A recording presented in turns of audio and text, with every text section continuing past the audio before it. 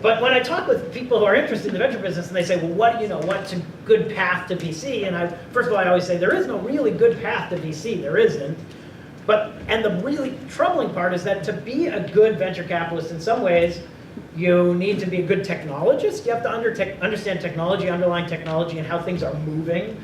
You need to be a futurist and kind of have a sense of what all these trends might hold in the future. You have to be, you do have to understand finance. You have to be, an operator and understand. But you also have to be a really good people person. You have to understand people. You have to have a sense of people because they make such a big difference. They can make great people can turn bad businesses into good businesses, and bad people can turn good businesses into bad businesses. And so I always say, like, the best possible thing you could do is to go study psychology and psychiatry or whatever.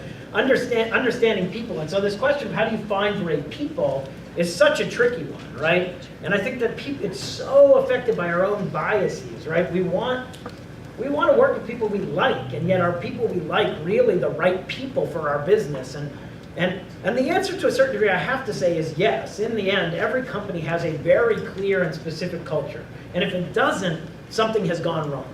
If you walk into your company and you say, oh, this is how I can't think of how I've described this culture, or it doesn't feel any different from any other place or whatever, then it's not working, right? Because the companies that I've gone to that I've invested in that have been the most successful, when you walk into them, they have a very particular feel.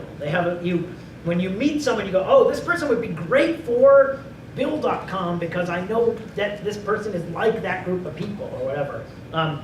It's a little bit, I've been going through the college process. My oldest is going off to college next year. I have a junior. So you go and you visit all these colleges, and you find out that they feel different. It turns out they describe themselves differently. They feel different. You talk to the students, they're different. And you say, oh, my kid is a good fit for this one, or not, right? And the same is true of company culture. And so, when you're interviewing people, you should have a clear sense of your company and what you're trying to build. And then you can say, oh, this person is a good fit for what we're trying to do. And truthfully, there isn't a culture that's a good culture, right?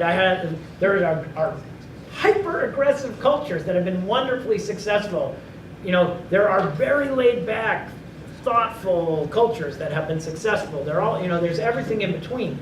So it's not like there's a culture to build, but when you decide what you're building and what it feels like and the kinds of people, then be true to your culture, be true to yourself, hire those people. Because, if you have a culture that is, that's very salesy, and then you hire someone who is not that, is much more, kind of laid back and technical and whatever else, they won't fit in, and the people will be, and vice versa, right? So, the other thing I'd say about people, and you learn this when you're trying to hire heads of sales, because it turns out that VPs of sales, even mediocre VPs of sales, are good interviewers. That's their job. They can interview the shit out of it, And so when you're talking to VPs of sales, you have to figure out, like, how am I going to get to the question of, are you actually good at what you do, or are you just really good at telling me you're good at what you do? And sorry, David, we've got to.